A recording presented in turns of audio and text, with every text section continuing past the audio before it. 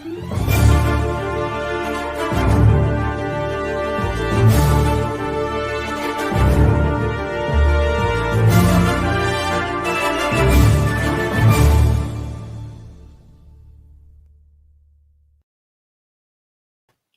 afternoon, wrestling fans, and welcome to another edition of the Scumbags Prediction League. My name is Shawn. I'm coming to you from London, Ontario, Canada.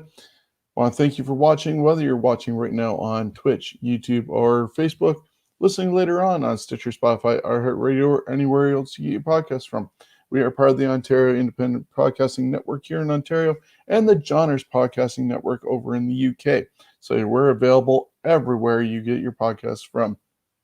We want to remind you to go over to our store, prowrestlingtees.com/Scumbags Wrestling. We got our 4 designs there, and the Ontario Comic Book Support Indie Wrestling shirt is always going to be supporting Steven's wrestling journey and Steven Spice with the research going on at Sick Kids Hospital in Toronto. So be sure to stop by our store and get some merchandise today. But we're here for predictions. Now, as you saw in the graphics, we are presented by CoolBet, while reminding our fans to stay cool and bet responsibly. And just putting up the graphics right here for how you can be involved with this show, or the league itself, is going to our website, scumbagswrestling.ca, and all the information is there under the predictions page, and you can go to there enter your predictions for WWE, NXT, AEW, and Impact Wrestling events now until just before WrestleMania. WrestleMania is our starting point each year, and scoring is so simple: 10 points for a win, 5 points for a no contest, and 0 points for a loss. We even throw in, like we did last night and tonight, some bonus questions, which are going to get you some extra points, and you can always be watching for that. So that's how you get involved, and you can earn points for this lovely championship belt designed by Undisputed Belts. You'll have yours in March if you have enough points at the end of the season. We're coming to the close of our first section, and that'll end after SummerSlam, and 2 winners will advance to the finals, and we'll reset all the points and start again to find 2 more winners and an overall points total winner that will advance. So we'll have final 5 fighting for that championship throughout the month of February and March. So that gets all that out of the way. It's been a wonderful weekend. Gotta be honest. Awesome seeing crowd back on Friday for SmackDown in Houston. Vince did it so simple. Came out, asked where the hell everybody was, and let the show begin. So great to see that. Then last night, fans back in Impact Wrestling saw Slammiversary, and that was a really good show. A little glitch at the end, unfortunately, but you'll catch all of that in our next episode of the Scumbags Wrestling Podcast, which is due out on Thursday, barring any more disruptions in our schedule. But that'll happen Thursday night at 8 o'clock. And, of course, tonight, they're going to be getting more fans in the arena, and we're going to have Money in the Bank. Now, Money in the Bank is usually earlier in the year, I believe May, or June, May or June, usually depending on when they put it. I think last year was May. But they moved it out of there knowing that they were going to go back in front of fans. So I'm expecting something huge happening tonight. There's going to be some returns. They stacked the men's ladder match just huge, so that you're going to have a lot of action going on there. Even the title matches are great in this case. They're going to go all out, I feel, tonight for the fans and welcome everybody back. And then tomorrow night, we have Monday Night Raw with fans. We're going to get used to this format, and it's going to be amazing. And hopefully this kickstarts a lot of things. But tonight, like I said, is Money in the Bank. I was going to actually, before I get into that, was going to go at 4 o'clock. I want to remind fans, wherever you are, New School Wrestling. It's a organization here in Ontario. They are doing a special free show on their YouTube page right at 4 o'clock. So I'm going to be out of here by 4 o'clock. You can go over to New School Wrestling's YouTube page and catch a free show there. Wrestling is coming back. We went into open stage 3 here in Ontario, and a lot of news is coming out of different events in the province. I ran down some of that just yesterday, and you can catch that on the latter half of our show, where I talk all about independent wrestling here in Ontario. We're going to be breaking off to having the Ontario Indie Road Trip Show returning as a separate entity from our regular podcast. And you can start watching great independent wrestling here in Ontario by watching New School Wrestling on their YouTube page at 4 o'clock. But you got to get there. So let's run down the card. Tonight on WWE Network, Peacock wherever you are in the US, Network anywhere else in the world, WWE Money is starting at 7 o'clock with the Kickoff Show. We're going to have the Mysterios, Rey and Dominic, going against the Uso twins. The Usos have lost to Rey. Actually, no, they beat Rey and Dominic twice already, non-title action. This is Dominic's second event in front of a live crowd, minus the fact that when he was a child and defending his family and pushing over the ladder when they were looking for who his real father was. But this is his second event with fans in attendance, and this is going to be a huge one where he's defending the tag team titles with his dad against the Bloodline, the Usos. Unfortunately, the way they're building up the Usos, regardless of Jimmy Uso getting pulled over for DUIs, they are on an upswing, and this will unfortunately be a loss for the Mysterios. That doesn't mean that's going to go downhill for them after that. I think they're still going to be in the title picture somehow, but just storyline wise, they need to build up the Samoan dynasty, and by doing so, they're going to have the titles put around the Usos.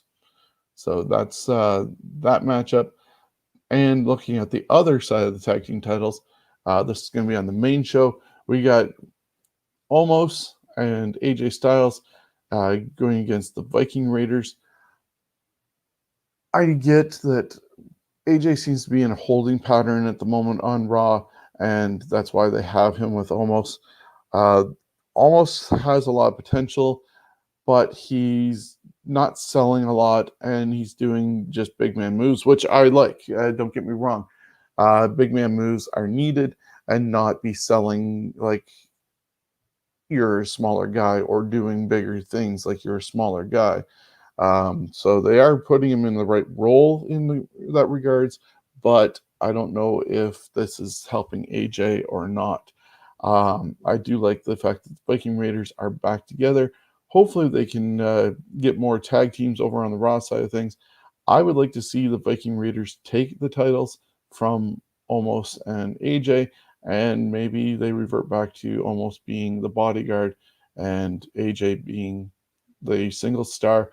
And eventually we get more out of Omos, but sparingly, so that he can actually grow into his size, his character, and his ability over time. So I'm going to go with both tag team titles switching hands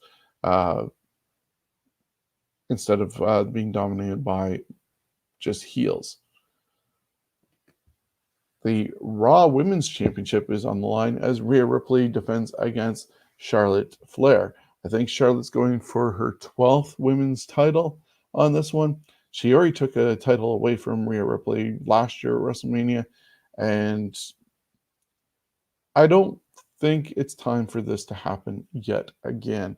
They need to establish Rhea Ripley. She had a big following over in NXT. They brought her up for a reason, and they need to put a rocket on her. Unfortunately, at the same time, they've been almost putting it as heels against heels going on, and I don't know.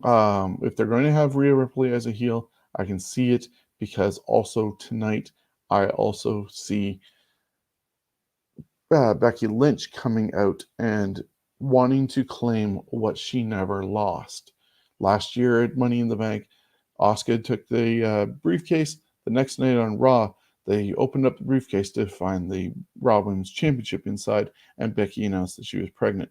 She had the baby, Rue, in December. She's been rumored for tons of time to be coming back since WrestleMania, and they're finally, I think, going to pull the trigger tonight, and you'll see Becky Lynch, and she'll just be eyeing the current Raw Women's Champion, and that will be Rhea Ripley once the match is done, and we'll hear from her tomorrow night on Raw, where she's going to say that she's back, and like I said, go for what she never lost, and that is the Raw Women's Championship, which could set up for SummerSlam, Rhea Ripley against Becky Lynch. Looking at a couple of the other championship matches, we got the Raw WWE World Heavyweight Championship on the line as the almighty Bobby Lashley is going to defend against Kofi Kingston. Will Kofi Mania strike again? They did highlight it in the welcome back video as being a huge moment for the fans to embrace, and why they missed the fans so much while they were having to quarantine and continue on business without having fans there. But they've also been showing Bobby Lashley looking kind of weak, and he's lost to Xavier Woods last week after even destroying Woods in the Hell in a Cell match the night after Hell in a Cell. And Woods got a big roll-up victory last week, sent Bobby Lashley away to think about things. He came back looking a little bit Baron Corbinish, disheveled and just really beside himself. And he came back really dominant in his speech to MVP, destroyed the lounge, and looks to be very focused. Because of that, I see this being a squash match, unfortunately, for Kofi Kingston, probably to the degree of what Kofi suffered when he lost the championship originally to Brock Lesnar. I don't know if it'll be as quick as 9 seconds, mind you, but it's going to be a quick squash match, and Lashley is going to show dominance. This is where some of the issues come with what's going on with the Money in the Bank. JD Smith, Lashley retains. Yeah, I think that's going to be a consensus for a lot of people, saying that Lashley is going to end up retaining just because of what they're doing. Now, the worst part is there's rumors that tomorrow night on Raw, Goldberg is expected back, and he's going to be on Raw, clearly setting up a match against Lashley for SummerSlam. Goldberg has a 2-match deal per year minimum, and he did his match at Royal Rumble. This is going to be another match at SummerSlam. This will be in front of fans. But I don't know how many times you can have Goldberg also lose without losing credibility. The guy was on a huge 173 match streak in WCW, lost because of a cattle prod, and was sporadic off and on. But yeah, I get you. Not a Goldberg fan. Thank you. And not much either, because the guy is 54, turning 55, and he could end up taking the title or losing at SummerSlam. I would prefer him losing and keeping Bobby Lashley strong, but it also goes against what I was thinking for the Money in the Bank, which we'll look over at the men's Money in the Bank right now. You have Kevin Owens, who ended up beating Sami Zayn in a last man standing match. Drew McIntyre, who won a last chance Raw match, triple threat to get in there. Riddle, who ended up beating AJ Styles to get in. Ricochet, who ended up getting his match over, I want to say it was it Bobby Lashley? No. I forget at the moment who Ricochet ended up beating. But John Morrison ended up winning his match over Drew McIntyre. Ricochet was over Randy Orton. Or nope, rewind. Ricochet over AJ Styles. I just went and checked things out. Ricochet over AJ Styles, John Morrison over Randy Orton, and Riddle over McIntyre. Got those three into their positions over on the Raw side of things. Big E ended up being Apollo Crews, and you had Shinsuke Nakamura taking out Baron Corbin, and Cesaro losing to Seth Rollins. All the guys had to qualify to get in there. Looking at who the briefcase could help, obviously it could help somebody like Ricochet. There's talk about Riddle getting it and it furthering the storyline with Randy Orton. I would love to see John Morrison with it. I don't know what it could do for Kevin Owens. Just put him in a position. Same with Nakamura. Put him in a position to be a potential challenger.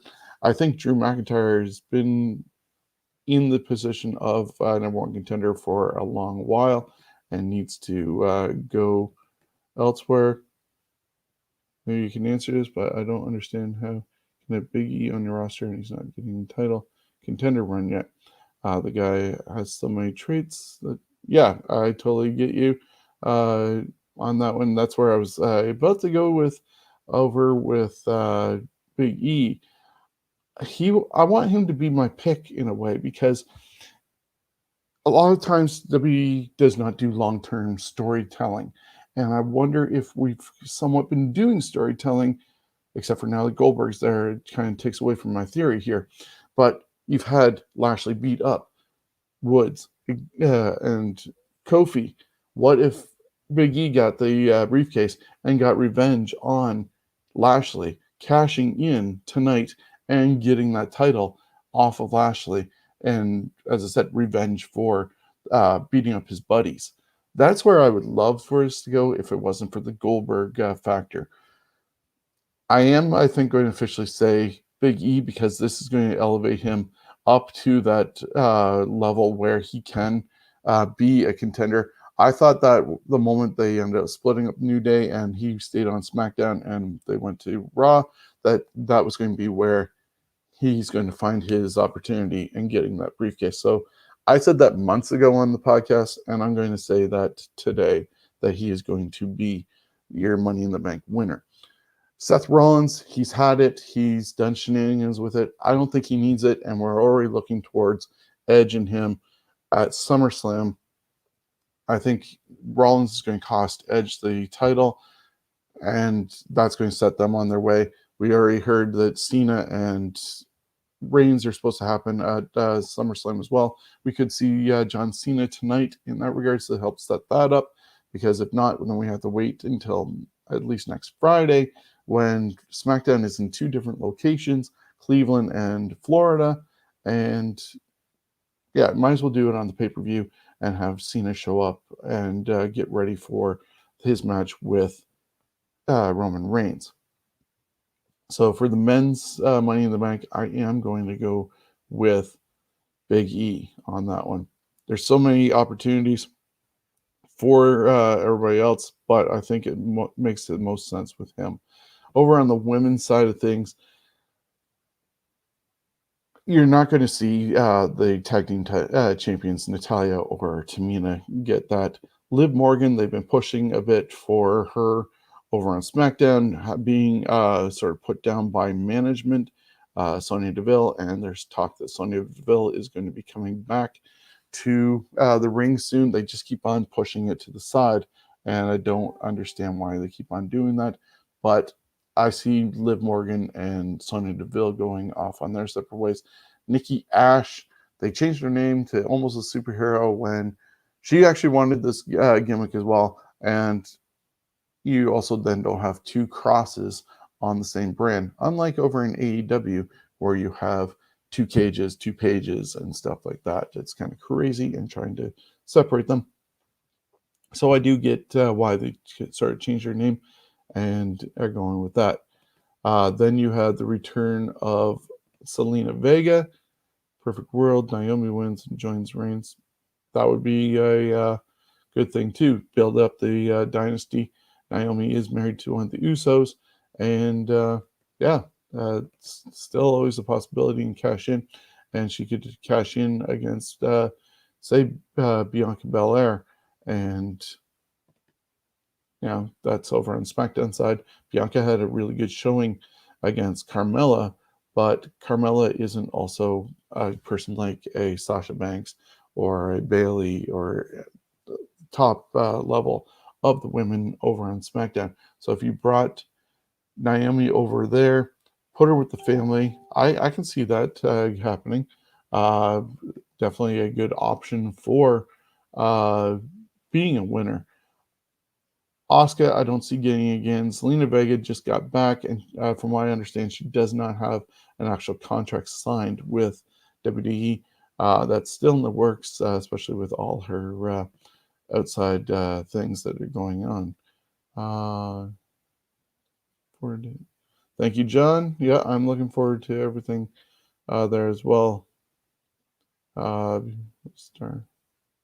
Yeah, so we got all that going on.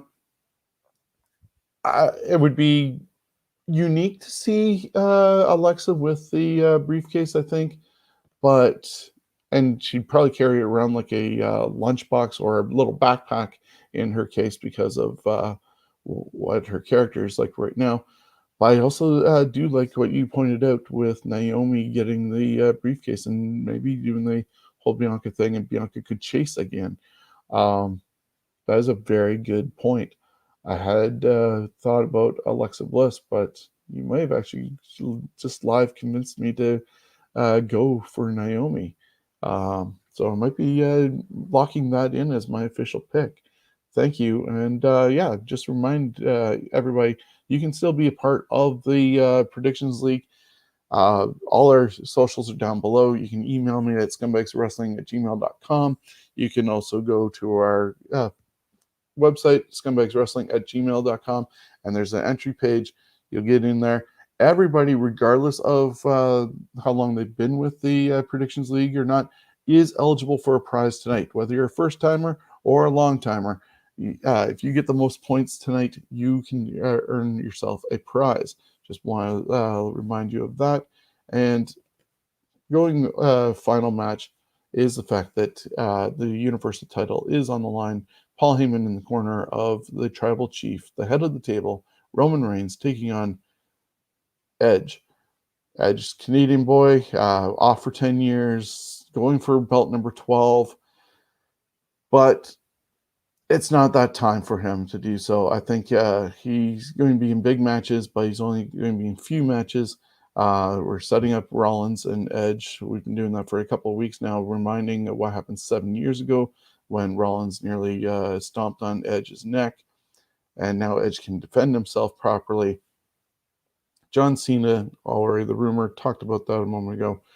I definitely see the Usos getting involved. That's why they're on the pre-show, so they can come back out in the main event and help their cousin retain the championship. Rollins, I think, is going to be involved with the shenanigans as well, and you're going to have still champion. So looking at this quickly, because I am noticing we are getting close to that time for New School Wrestling over on their YouTube channel. So we want to support New School Wrestling. Free show at 4 o'clock. So I'm going to run down the picks and tell you again how you can be involved and check out of here. So, Kickoff Show.